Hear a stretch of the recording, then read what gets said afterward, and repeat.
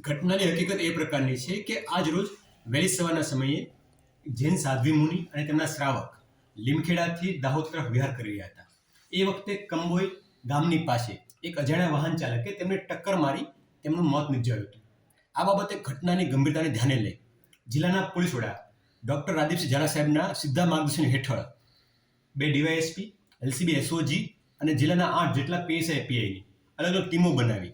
ગોધરાથી લઈ અને કતવારા સુધીના ખંગેલા સુધીના તમામ સીસીટીવી કેમેરા, જે 100 ઉપરાંતના સીસીટીવી કેમેરા હતા, જે ટીમમાં લગભગ 130 ઉપર માણસો હતા. આ તમામ માણસોએ ડેપ્થમાંથી જેટલા બી રસ્તાઓ મળી રહ્યા છે, તેમના ઇન રસ્તાઓ ક્યાંથી છે,